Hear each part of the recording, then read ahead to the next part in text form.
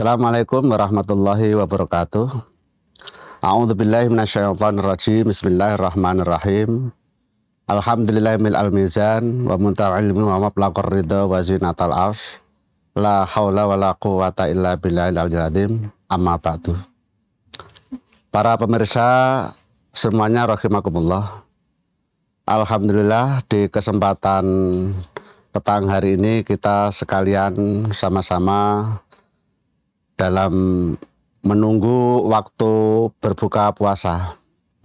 Oleh karenanya dalam kesempatan yang baik ini kita sebagai seorang muslim yang baik, kita sebagai orang mukmin untuk sama-sama bersyukur kepada Allah Subhanahu wa taala. Selanjutnya salawat dan salam selalu senantiasa kita aturkan kepada baginda Rasulullah sallallahu alaihi wasallam. Baginda Rasulullah sebagai role model dalam kehidupan kita sekalian. Di kesempatan kali ini saya akan menyampaikan pembicaraan bahwa puasa tanpa panik dalam mengelola risiko dengan bijak. Jamaah sekalian rahimakumullah, bahwa umat Islam itu sudah ada panduan, sudah ada dasar yang bisa dikatakan sebagai pedoman hidup. Bagaimana kita dalam hidup, dinamika hidup, menghadapi semua risiko dalam kehidupan kita, mengelola dengan bijak. Itu sangat penting. Oleh karenanya, sebagai seorang muslim, orang yang beriman, sebagai seorang intelektual, sebagai masyarakat, kita harus bagaimana kita kembali untuk mereferensikan di dalam kehidupan kita ketika kita memiliki sebuah resiko dalam dinamika kehidupan itu kita kelola dengan bijak. Jamaah sekalian rahimakumullah, dalam Islam, panduan Islam, kita ketika menghadapi semua dinamika kehidupan kita dalam usaha, dalam menghadapi sebuah tantangan, dinamika kehidupan sehari-hari, bagaimana kita menyikapi yang risiko itu kita kelola dengan bijak. Artinya bahwa ada risiko yang kemungkinan kita akan terjadi. Akan tetapi risiko itu kalau kita kelola dengan sebaik-baiknya, kita kelola dengan bijak, sesuai dengan panduan di dalam Al-Quran, maka insya Allah semuanya akan baik-baik saja. Yang pertama bahwa dalam umat Islam itu ketika mengelola risiko dengan bijak, seperti yang dicontohkan oleh Nabiullah Yusuf. Nabiullah Yusuf itu ketika ditanya oleh sang raja pada waktu itu, kemudian untuk menafsirkan sebuah mimpi, maka jiwa seorang pemimpin, bagaimana mimpi seorang raja itu ketika ada 7 ekor sapi gemuk, kemudian dimakan oleh 7 ekor sapi yang kurus. Kemudian ada 7 tangkai gandum yang hijau, kemudian ada 7 tangkai yang lainnya berwarna kuning. Kemudian Nabiullah Yusuf memberikan satu isyarat, memberikan satu penafsiran takwil mimpinya bahwa akan datang pada masa bahwa 7 tahun di Mesir itu akan mengalami masa subur, mengalami masa kejayaan, tapi juga 7 tahun yang akan datang akan mengalami masa paceklik. Kemudian Nabiullah Yusuf mempersiapkan diri bagaimana untuk antisipasi itu. Nah, ini adalah pengelolaan yang bijak.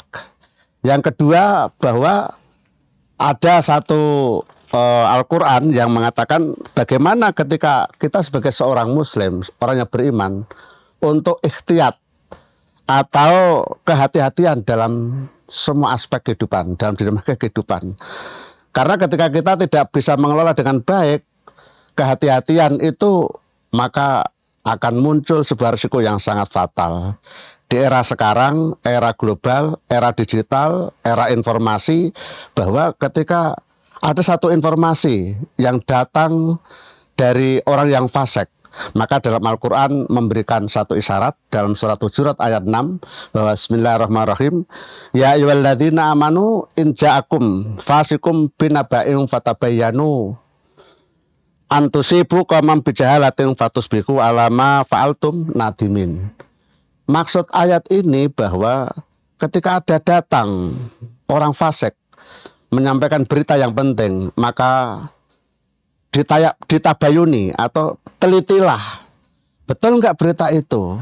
Di era informasi seperti ini, era global seperti ini, ketika ada berita-berita yang seperti itu yang akhirnya akan jadi petaka karena fitnah, karena resiko yang kita tidak siap mental untuk mengelola dengan bijak, dengan baik, apakah berita itu benar atau salah, maka akan terjadi kerusakan, terjadi fitnah besar, akan terjadi pertumpahan darah, baik dalam kehidupan kita, kehidupan kecil di lingkup keluarga, di lingkup institusi kerja kita, maupun bahkan di institusi lingkup negara. Maka meneliti satu berita itu benar atau tidak itu adalah satu hal yang penting. Kemudian yang ketiga, bahwa ketika kita sebagai seorang muslim yang baik, orang yang taat terhadap Al-Quran, ketika menghadapi segala sesuatu memang itu sangat penting. Yaitu kalau dalam istilah yang ketiga itu diversifikasi atau pengelolaan harta larangan riba. Artinya diversifikasi itu maksudnya adalah mengelola segala sesuatu, bagaimana kita meminimalisir sebuah risiko. Kalau kita mengelola sebuah harta, maka bagaimana usaha kita itu supaya memiliki risiko yang kecil gitu. Kalau kita mengelola sebuah institusi, maka bagaimana risiko yang akan kita tanggung ketika meminimalisir kita itu kurang tepat gitu. Jadi itu diterangkan juga dalam agama bahwa meminimalisir sebuah risiko itu sangat penting. Itu juga bagian daripada ajaran Rasulullah SAW. Yang keempat, manajemen yang baik, atau dengan istilah ketika kita sudah mengatur manajemen yang baik dengan sifat tawakal. Maka dengan tawakal itu kita akan bersandar kepada Allah. Kita sudah usaha yang baik, kita manajemen kita yang baik, kemudian kita untuk menuju tawakal kepada Allah Subhanahu wa taala.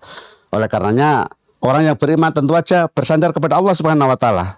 Dalam Al-Qur'an Al-Baqarah 153, Bismillahirrahmanirrahim, ya ayyuhalladzina amanu sta'inu bis-sabri was-shalah, innallaha ma'as-sabirin. Manajemen yang baik, pemberlakuan yang baik, akhirnya kita bersandar kepada Allah Subhanahu wa taala. Dengan bersandar kepada Allah Subhanahu wa taala, insya Allah itu semua akan menjadi hasil yang terbaik.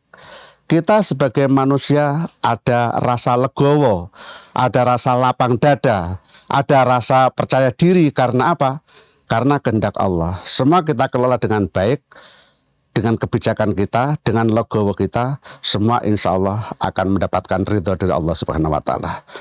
Pemirsa yang dirahmati oleh Allah Subhanahu wa taala, maka kita sebagai seorang mukmin yang baik, kita segala sesuatu sudah ada pedoman dan sudah ada aturan sesuai dengan apa yang disandarkan oleh Al-Quran serta contoh-contoh dari Rasulullah sebagai role model kehidupan kita. Maka bagaimana kita mengelola risiko itu dengan bijak, insya Allah semuanya akan bisa baik-baik saja sesuai dengan tuntunan Allah Subhanahu wa taala yang telah memberikan garis besar kepada kita sekalian sebagai orang yang beriman kepada Allah Subhanahu wa taala. Insya Allah apa yang kita lakukan dalam meminimalisir risiko dengan sikap bijak kita, kita akan bisa tetap di jalan Allah Subhanahu wa taala. Semoga apa yang telah saya sampaikan di kesempatan yang singkat ini bisa menginspirasi buat kita. Apapun risiko yang kita lakukan, kita kelola dengan bijak, kita laksanakan dengan sebaik-baiknya, kita lapang dada, insya Allah semata-mata kita menggapai ridho Allah Subhanahu wa taala. Sekian, kurang lebihnya mohon maaf, astagfirullahaladzim, usikum menasib Allah. Wallahul muwaffiq. Wassalamualaikum warahmatullahi wabarakatuh. Fakultas Dakwah dan Komunikasi Islam UIN Sunan Kudus hadir mencetak generasi dai intelektual yang adaptif, moderat, dan berdaya saing global. Program studi bimbingan konseling Islam melaksanakan pendidikan dan pengajaran pada berhaluan nilai-nilai Islam yang unggul dalam pengembangan ilmu dan teknologi integratif berwawasan global. Program studi komunikasi dan penyiaran Islam berbasis unggul dalam pengembangan ilmu dan teknologi integratif berwawasan global, menghasilkan lulusan program studi manajemen dakwah yang profesional dan mampu bersaing. Program studi pengembangan masyarakat Islam mempunyai visi bidang pengembangan masyarakat berwawasan unggul dalam pengembangan ilmu dan teknologi integratif berwawasan global. Program studi pemikiran politik Islam yang unggul dalam pengembangan ilmu dan teknologi integratif berwawasan global.